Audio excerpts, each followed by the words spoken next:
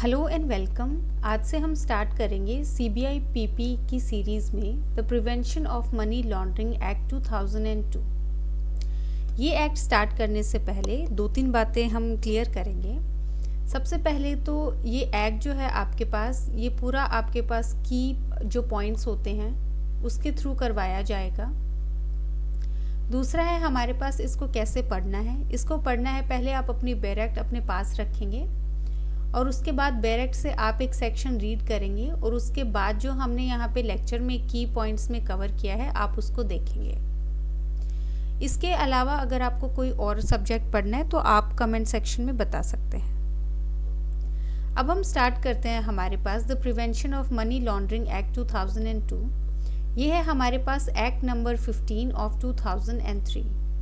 आपको एक्ट का नाम याद रखना है, ईयर याद रखना है 2002, एक्ट नंबर याद रखना है एक्ट नंबर 15 ऑफ 2003। उसके अलावा इनैक्टमेंट डेट दैट इज 17 जनवरी 2003। ये तीन चीज़ें जो है आपको याद रखनी है। उसके बाद हम देखते हैं कि पर्पस क्या है एक्ट का। एक एक्ट प्रिवेंट करने के लिए मनी लॉन्ड्रिंग और प्रोवाइड करने के लिए कन्फिस्केशन जो है प्रॉपर्टी का डिराइव की गई है या इन्वॉल्व है मनी लॉन्ड्रिंग में, और मैटर्स जो कनेक्टेड हैं उससे या उससे इंसिडेंटल हैं। तो इन सबको कन्फिस्केट करने के लिए ये जो एक्ट है ये बना है। वेयर एज जो political declaration and global programme of action जो अनेक्स किया गया है टू द रेजोल्यूशन सेक्शन 17/2, वो अडॉप्ट किया गया था by the general assembly of the UN Nations at its 17th special session on the 23rd day of February 1990। ये जो पैराग्राफ है हमारे पास ये बैरेक से लिया गया है, बट आपको लर्निंग पर्पस से जो है ज़रूरी नहीं है।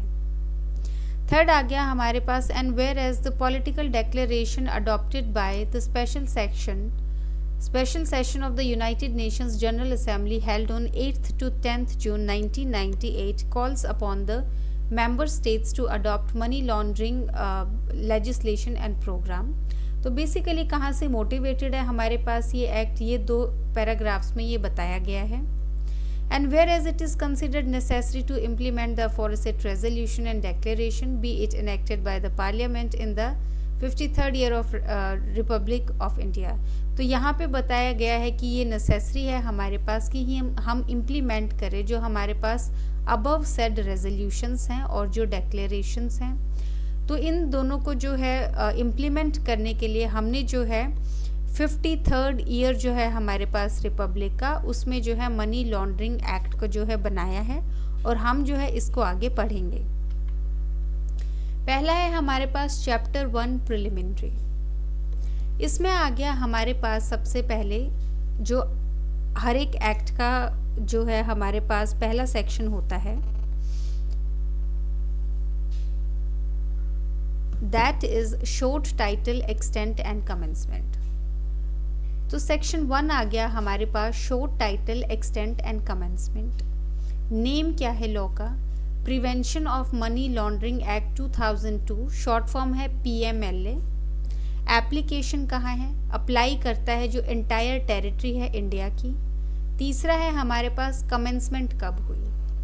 एक्ट जो है इफेक्ट में आया उस डेट पे जब डिसाइड किया गया सेंट्रल गवर्नमेंट के द्वारा, जो नोटिफाई करेगा ऑफिशियल गजट में। ये जो बाद में नोटिफिकेशन डेट आई वो है हमारे पास 1 जुलाई 2005। डिफरेंट सेक्शंस जो हैं एक्ट के वो लाए जा सकते हैं फोर्स में डिफरेंट डेट्स पे, डिपेंड करता है क्या गवर्नमेंट जो है वो डिसाइड करती है। तो बेसिकली सेक्शन 1 में हमने क्या पढ़ा है? सबसे पहले शॉर्ट टाइटल या फिर जो नेम है वो क्या है हमारे पास? वो है हमारे पास prevention of money laundering act 2002। दूसरा है हमारे पास एप्लीकेशन है हमारे पास जो एंटायर टेरिटरी है या जो होल टेरिटरी है इंडिया की। कमेंसमेंट आप ध्यान रखेंगे जो डेट है, पहली बात तो सेंट्रल गवर्नमेंट ने नोटिफाई किया है, प्लस हमारे पास जो डेट है वो है हमारे पास 1 जुलाई 2005। इसमें बताया गया है कि डिफरेंट सेक्शंस की डिफरेंट कमेंसमेंट डेट हो सकती है, बट वो MCQ पर्पस के लिए ज़रूरी नहीं है। सेकेंड आ गया हमारे पास डेफिनेशन सेक्शन। इस एक्ट में जब तक कॉन्टेक्स्ट अदरवाइज रिक्वायर नहीं करता है, जो फॉलोइंग टर्म्स एक्सप्लेन की गई हैं वो उसी हिसाब से जो है इम्प्लीमेंट होंगी। सबसे पहले आ गया हमारे पास A, that is adjudicating authority. Adjudicating authority refer करता है अथॉरिटी को जो ऑफिशियली अपॉइंट की गई है under section 6 close 1 of the prevention of money laundering act PMLA, decide करने के लिए मैटर्स जो इससे रिलेटेड हैं, जैसे कि अटैचमेंट, कॉन्फिस्केशन या फिर पेनल्टीज। तो हमारे पास जो सेक्शन 2 क्लोज ए है उसमें आता है हमारे पास एडजुडिकेटिंग अथॉरिटी। इसमें क्या याद रखना है आपको MCQ पर्पस से? पहला है कि जो भी अथॉरिटी अपॉइंट की जाती है हमारे पास सेक्शन 6 क्लोज 1 जो है हमारे पास PMLA का, उसको मानेंगे हम कि वो एडजुडिकेटिंग अथॉरिटी है। इसका काम क्या है? ये मैटर्स को डिसाइड करेगी जो इस एक्ट से रिलेटेड हैं। तो आपके पास अपॉइंटमेंट का सेक्शन और इसका काम क्या है, बस 2 चीज़ें आपको याद रखनी है।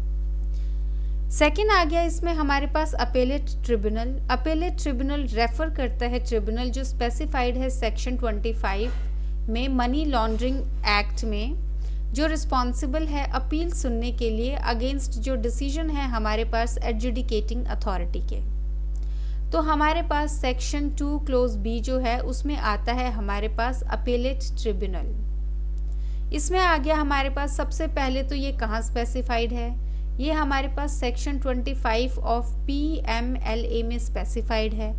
दूसरा है इसका काम क्या है, इसका काम है अपील सुनना, और अपील जो है वो कहाँ से आएंगी?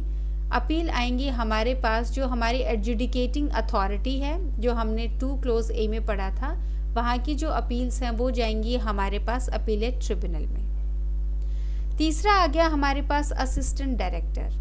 असिस्टेंट डायरेक्टर रेफर करता है एक ऑफिसर को जो अपॉइंट किया गया है under section 49 close 1 of prevention of money laundering act. Officer काम करता है जो इन्फोर्समेंट स्ट्रक्चर है एक्ट का और हेल्प करता है कैरी आउट करने में इसके प्रोविजंस को। तीसरा आ गया इसमें हमारे पास सेक्शन 2 क्लोज सी, और इसमें हमें बताया गया है कि कौन हमारे पास है असिस्टेंट डायरेक्टर। सबसे पहले तो ये कहाँ अपॉइंट होगा, ये अपॉइंट होगा हमारे पास सेक्शन 49(1) जो है हमारे पास PMLA का, वहाँ पे। दूसरा है इसका काम क्या है, इसका काम जो है हमारे पास वो है कि ये जो है हेल्प करता है कैरी आउट करने में जो हमारे प्रोविजंस हैं। प्रोविजंस को कैरी आउट करने में असिस्टेंट डायरेक्टर जो है वो हेल्प करता है। फिर आ गया नेक्स्ट हमारे पास अटैचमेंट।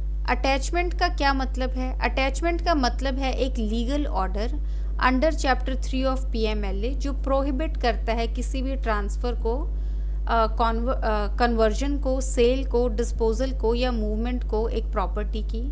इसका सिंपल टर्म्स में ये फ्रीज करता है प्रॉपर्टी को, सो दैट जो पर्सन है वो डील नहीं कर सकता इसके साथ किसी भी वे में।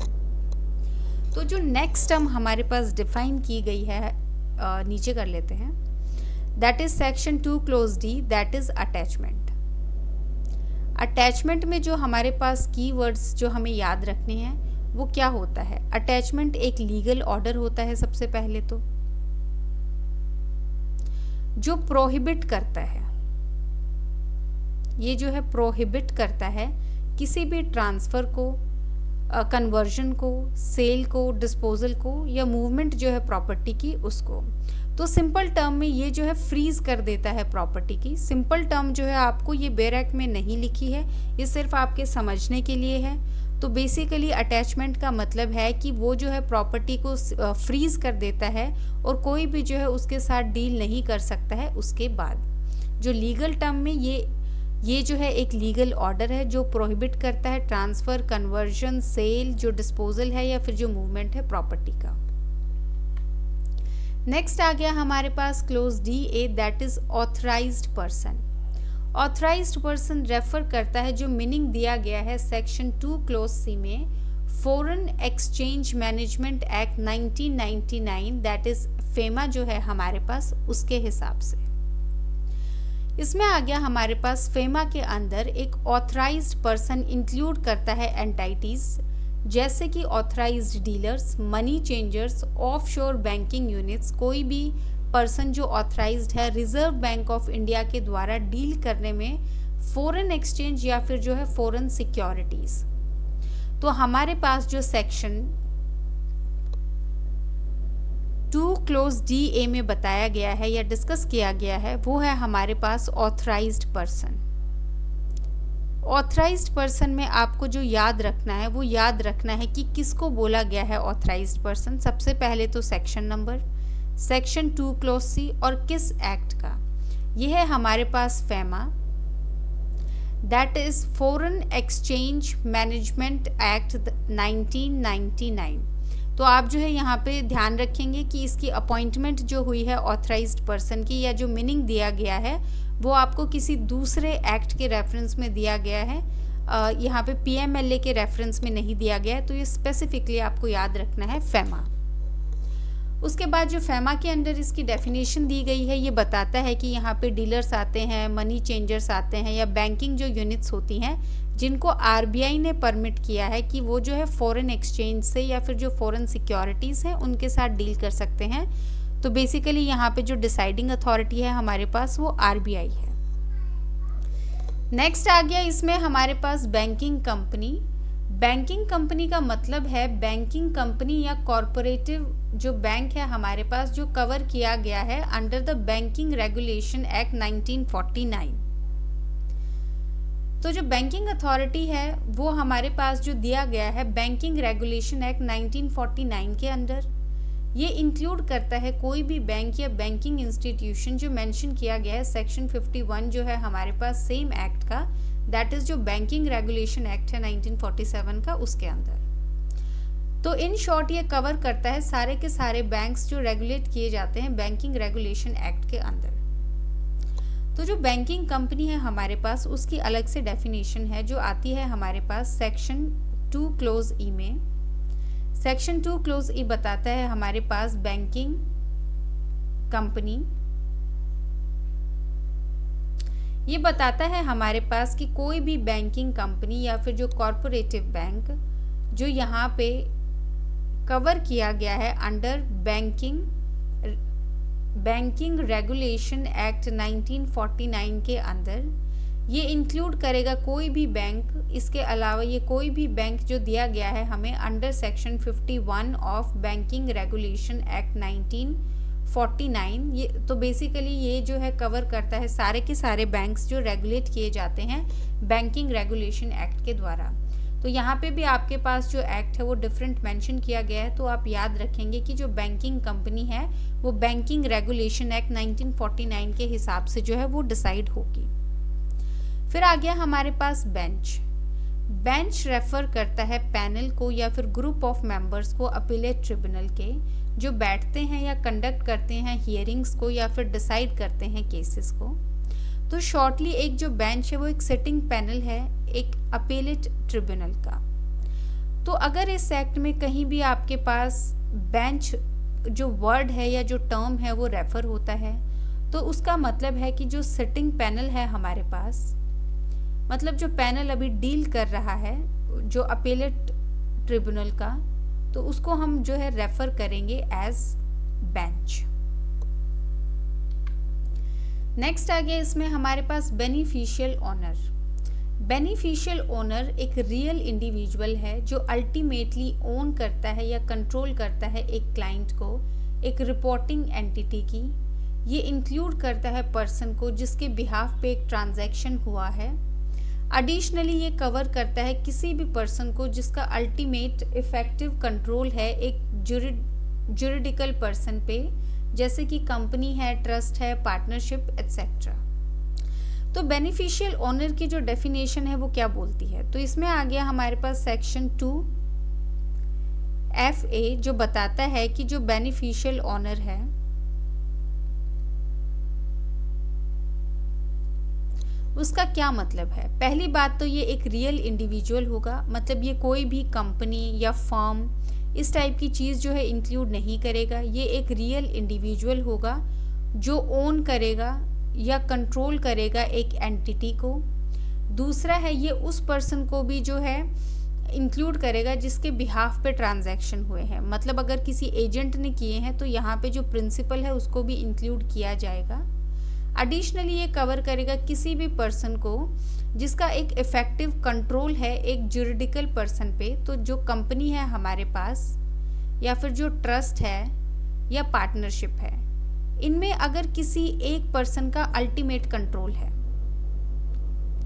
अल्टीमेट कंट्रोल है मतलब कंपनी में जो कोई एक डायरेक्टर है उसका पूरी कंपनी पे जो है कंट्रोल है, किसी ट्रस्टी का पूरी कंपनी पे कंट्रोल है, या किसी एक पार्टनर का जो है पूरी कंपनी पे एक अल्टीमेट कंट्रोल है कि वही डिसीजन मेकिंग अथॉरिटी है हमारे पास।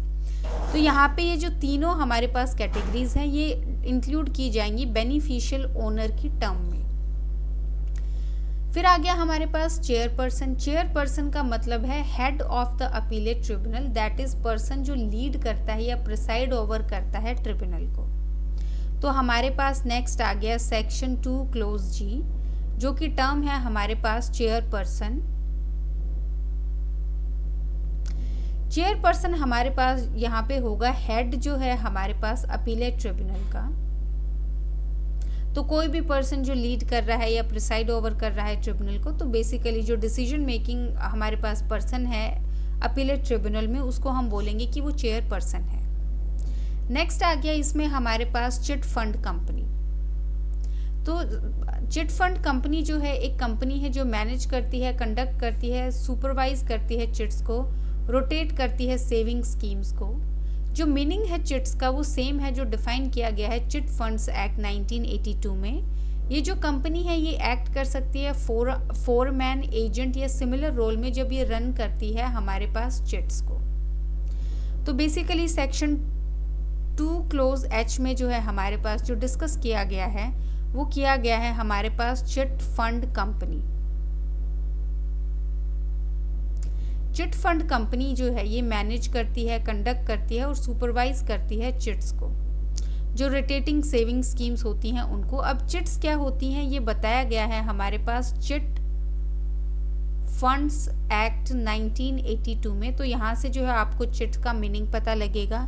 तो कोई भी कंपनी जो एजेंट भी है या कोई सिमिलर रोल कर रही है जब रन करते हैं हमारे पास चिट में, तो वो भी जो है इंक्लूड किया जाएगा।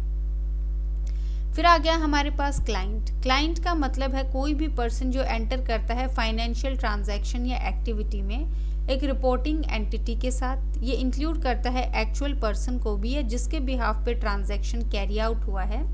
Even if someone else is acting for them, अगर कोई और भी उसके एक्ट पे बिहाफ कर रहा है तब भी उसको क्लाइंट माना जाएगा। नेक्स्ट डेफिनेशन है हमारे पास सेक्शन 2 क्लोज एच ए में। यहाँ पे हमारे पास जो डेफिनेशन है वो है क्लाइंट की डेफिनेशन। कोई भी पर्सन जो एंटर करता है किसी भी फाइनेंशियल ट्रांजैक्शन या एक्टिविटी में किसी भी एंटिटी के साथ, वो उसका क्लाइंट माना जाएगा।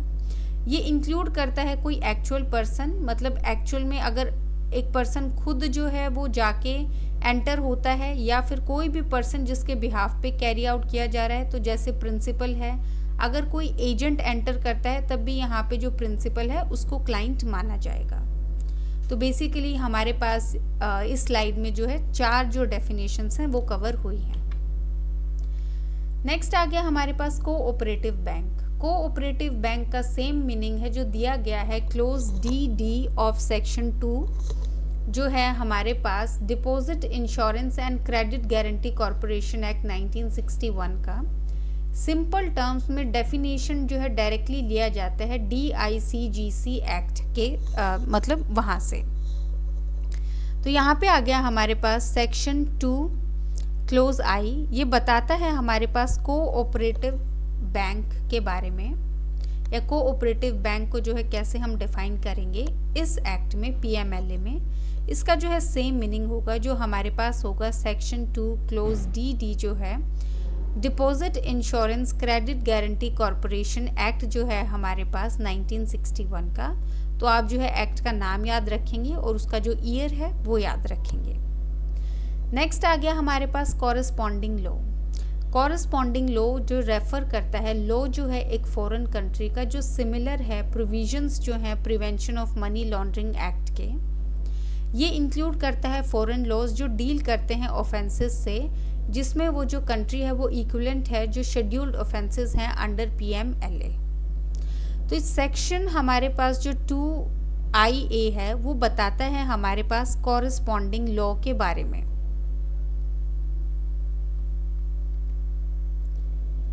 कॉरस्पॉन्डिंग लॉ जो है वो रेफर करता है किसी भी जो लॉ है हमारे पास फॉरेन कंट्री का जिसके सिमिलर प्रोविजंस हैं। तो कोई भी दूसरी कंट्री है जिसमें जो मनी लॉन्ड्रिंग एक्ट को लेके सिमिलर प्रोविजंस हैं, सिमिलर लॉज हैं, तो वो हमारे पास कॉरस्पॉन्डिंग लॉ की डेफिनेशन में आएंगे। फिर आ गया हमारे पास नेक्स्ट डीलर। डीलर का सेम मीनिंग होगा जो डिफाइन किया गया है क्लोज B जो है सेक्शन 2 का of the central sales tax act 1956। Simple terms में जो डेफिनेशन है वो बोरो की गई है डायरेक्टली जो सेंट्रल सेल्स टैक्स एक्ट है वहाँ से। तो नेक्स्ट आ गया इसमें हमारे पास सेक्शन 2 क्लोज 1B कि हमारे पास जो डीलर है वो कौन होता है। तो यहाँ पे जो डेफिनेशन दी गई है वो दी गई है सेक्शन 2 क्लोज B जो है हमारे पास सेंट्रल सेल्स टैक्स एक्ट 1956 में। तो यहाँ से इस एक्ट से जो है सेंट्रल सेल्स टैक्स एक्ट जो है हमारा वहाँ से डीलर की डेफिनेशन आई है। आपको सेक्शन भी याद रखना है, आपको एक्ट का नाम भी याद रखना है और उसका जो ईयर है वो भी याद रखना है। नेक्स्ट आ गया इसमें हमारे पास डेप्यूटी डायरेक्टर। डेप्यूटी डायरेक्टर का मतलब है एक ऑफिसर जो अपॉइंट किया गया है सेक्शन 49 क्लोज 1 में of prevention of money laundering act PMLA। ये जो ऑफिसर है ये फंक्शन करता है जो इन्फोर्समेंट स्ट्रक्चर है एक्ट का उसके अंदर। तो हमारे पास आ गया नेक्स्ट सेक्शन 2 क्लोज J। यहाँ पे हमें डिफाइन किया गया है डेप्यूटी डायरेक्टर टर्म को। तो डेप्यूटी डायरेक्टर जो है वो क्या है, ये जो है एक ऑफिसर है जिनको अपॉइंट किया गया है सेक्शन 49 सबसेक्शन 1 जो है हमारे पास PMLA का। तो यहाँ पे बेसिकली सेम एक्ट में डिफाइंड है, तो आपको ध्यान रखना है। हम आगे भी पढ़ेंगे डिटेलिंग में, लेकिन आपका कौन से जो है सेक्शन में दिया गया है, कौन सी डेफिनेशन दी गई है और फर्दर कौन से सेक्शन से अपॉइंट किया गया है, ये 3 चीज़ें जो है आपको ध्यान रखनी है। नेक्स्ट आ गया इसमें हमारे पास क्लोज के जो डायरेक्टर है या एडिशनल डायरेक्टर या जॉइंट डायरेक्टर, ये टर्म जो है हमारे पास डिफाइन की गई हैं। इसमें आ गया हमारे पास डायरेक्टर, एडिशनल डायरेक्टर या जॉइंट डायरेक्टर रेफर करता है ऑफिसर्स को जो अपॉइंट किए गए हैं अंडर सेक्शन 49 सबसेक्शन 1 जो है prevention of money laundering act का। ये जो पार्ट जो है इन्फोर्समेंट हायरार्की के और एक्सरसाइज करते हैं पावर्स जो प्रिस्क्राइब करे गए हैं एक्ट के अंदर। तो नेक्स्ट आ गया इसमें हमारे पास सेक्शन 2 क्लोज के। इसमें जो टर्म डिफाइन की गई है वो है हमारे पास डायरेक्टर, उसके बाद है हमारे पास एडिशनल डायरेक्टर और जो थर्ड है हमारे पास वो है जॉइंट डायरेक्टर। तो कहीं पे भी ये टर्म्स हमारे पास यूज हो रही हैं एक्ट में, तो ये रेफर करती हैं उन ऑफिसर्स को जो अपॉइंट किए गए हैं सेक्शन 49 सबसेक्शन 1 जो है हमारे पास PMLA का। तो यहाँ पे जो ऑफिसर्स अपॉइंट किए गए हैं उनको जो है हम इस कैटेगरी में डालेंगे। ये बेसिकली एक इन्फोर्समेंट हायरार्की का पार्ट है और ये एक्सरसाइज करते हैं पावर जो इनको प्रिस्क्राइब की गई है। नेक्स्ट आ गया इसमें हमारे पास financial institution. Financial institution include करता है जो मीनिंग है जैसा कि डिफाइन किया गया है section 45(1) close C of RBI act 1934 में। ये कवर भी करता है chit fund companies, housing finance institutions, authorised persons, payment system operators, non banking financial companies, NBFCs और दूसरे जो डिपार्टमेंट हैं पोस्ट के। इन शॉर्ट कोई भी एंटिटी जो इन्वॉल्व है फाइनेंशियल एक्टिविटीज़ में वो रेगुलेट की जाएगी लॉ के अंडर और प्रोवाइड करेगी फाइनेंशियल सर्विसेज। तो नेक्स्ट जो है हमारे पास वो है सेक्शन 2 क्लोज L। इसमें हमें बताया गया है फाइनेंशियल इंस्टीट्यूशन की जो टर्म है वो क्या क्या चीज़ें इंक्लूड करती है। फाइनेंशियल इंस्टीट्यूशन में सबसे पहले इसका जो मीनिंग है वो बताया गया है, हमें बताया गया है सेक्शन 45I क्लोज सी जो है हमारे पास आरबीआई एक्ट का 1934। उसके अलावा हमें जो काफ़ी है स्पेसिफिकेशंस दी गई हैं कि ये भी इंक्लूड की जाएंगी। बट अगर आप ओवरऑल देखेंगे तो कोई भी इंस्टीट्यूशन या कोई भी एंटिटी जो फाइनेंशियल एक्टिविटीज़ करती है वो रेगुलेट की जाती हैं या प्रोवाइड करती हैं फाइनेंशियल सर्विसेज में, उनको यहाँ पे माना गया है कि वो जो है फाइनेंशियल इंस्टीट्यूशन की डेफिनेशन में आएंगी। जो आपको याद रखना है वो आपको याद रखना है section number, section 45I clause C, और कौन से हमारे पास एक्ट का, आरबीआई एक्ट 1934 का। नेक्स्ट जो डेफिनेशन है हमारे पास वो है housing finance institution. Housing finance institution का सेम मीनिंग होगा जो डिफाइन किया गया है क्लोज डी जो है सेक्शन 2 का of national housing bank act 1987। अगर इसको सिंपली पुट करें, ये रेफर करता है इंस्टीट्यूशंस को जो लीगली रिकॉग्नाइज्ड हैं प्रोवाइड करने के लिए housing finance and related services. तो बेसिकली हमारे पास जो नेक्स्ट डेफिनेशन है वो है सेक्शन 2 क्लोज एम। हमारे पास ये बताता है हमें हाउसिंग फाइनेंस इंस्टीट्यूशंस क्या होते हैं। हाउसिंग फाइनेंस इंस्टीट्यूशन ये जो है हमारे पास इनका सेम मीनिंग होगा जो डिफाइन किया गया है सेक्शन 2 क्लोज डी जो है हमारे पास नेशनल हाउसिंग बैंक एक्ट 1987 का।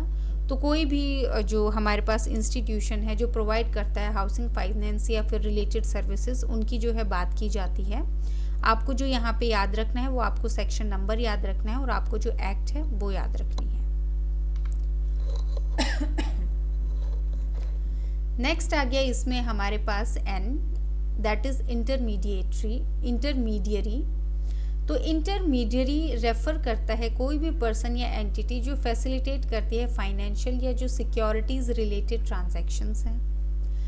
स्पेसिफिकली ये इंक्लूड करती है, पहला है सिक्योरिटीज मार्केट इंटरमीडियरीज जो रजिस्टर्ड हैं सेक्शन 12 ऑफ सेबी एक्ट 1992 में, जैसे कि जो हमारे पास स्टॉक ब्रोकर्स होते हैं, शेयर ट्रांसफ़र एजेंट्स हैं, बैंकर्स हैं इशू करने किसी इशू का, या ट्रस्टीज़ हैं, रजिस्ट्रार्स हैं, मर्चेंट बैंकर्स हैं, अंडर राइटर्स हैं, पोर्टफोलियो मैनेजर्स हैं, इन्वेस्टमेंट एडवाइजर्स एट्सेट्रा। सेकेंड आ गया एसोसिएशंस जो रिकॉग्नाइज्ड हैं या रजिस्टर्ड हैं under forward contracts regulation act 1952 में और उनके जो मेंबर्स हैं। तीसरा आ गया हमारे पास इंटरमीडियरीज जो रजिस्टर्ड हैं हमारे पास pension fund regulatory and development authority that is PFRDA के अंडर। फिर आ गया हमारे पास रिकॉग्नाइज्ड स्टॉक एक्सचेंजेस जो डिफाइन किया गया है सेक्शन 2F जो है सिक्योरिटीज कॉन्ट्रैक्ट्स रेगुलेशन एक्ट 1956 में। इन शॉर्ट कोई भी एंटिटी जो लीगली ऑथराइज्ड है एक्ट करने के लिए एज अ मिडल मैन, कि वो जो बीच का जो मिडल मैन होता है उसका काम करती है किसी भी फाइनेंशियल सिक्योरिटीज़ या पेंशन ट्रांजैक्शंस में। तो इंटरमीडियरी आपको वैसे नाम से ही पता लग जाएगा कि कोई भी जो एंटिटी है जो मीडिएट करवाती है दो चीज़ों के बीच में, उसको हम इंटरमीडियरी बोलते हैं। तो आपके पास जो सेक्शन है हमारे पास 2 उसका क्लोज है एन, वहाँ पे डिफाइंड है इंटरमीडियरी बेसिकली जो है इंक्लूड करता है सारे के सारे एंटिटीज़ या पर्सन्स को जो ट्रांजैक्शंस फाइनेंशियल या सिक्योरिटी रिलेटेड ट्रांजैक्शंस में पार्ट लेते हैं। अब इसमें स्पेसिफिकली इंक्लूड किए गई हैं 4 चीज़ें हमारे पास। सबसे पहले है जो सिक्योरिटी मार्केट जो हमारे पास मीडियरीज हैं जो सेक्शन 12 है हमारे पास सेबी एक्ट का, वहाँ डिफाइंड है, तो ये इंक्लूड की गई हैं। दूसरा आ गया इसमें हमारे पास एसोसिएशंस जो हैं हमारे पास हैं under forward contract regulation act 1952 के अंदर। तीसरा आ गया हमारे पास वो इंटरमीडियरीज जो डिफाइन की गई हैं सेक्शन 2 क्लोज एफ जो है सिक्योरिटीज़ कॉन्ट्रैक्ट रेगुलेशन एक्ट 1956 के अंडर। फोर्थ आ गया हमारे पास जो रिकॉग्नाइज्ड स्टॉक एक्सचेंज हैं जो डिफाइन किए गए हैं सेक्शन 2 क्लोज एफ में of securities control regulation act 1956 में।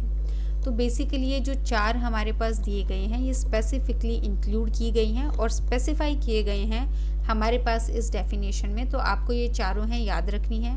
क्योंकि हमारे पास जो है कोइंसिडेंटली 4 ऑप्शंस है, तो आपको एमसीक्यू में आने के बहुत चांसेस हैं। आपको जो है अलग अलग दे सकते हैं 4 ऑप्शंस, एक गलत दे सकते हैं और आपको पूछ सकते हैं इनमें से कौन सा जो है इंटरमीडिएट टर्म में जो है इंक्लूड नहीं किया गया है। तो यहाँ पे जो है आप जो यहाँ पे ऑप्शन नहीं होगा 3 ऑप्शंस को करके और एलिमिनेट करके वो वाला ऑप्शन निकाल सकते हैं। तो इसके जो है एमसीक्यू बेस्ड इस क्वेश्चन के आने के चांसेस थोड़े से ज़्यादा हैं।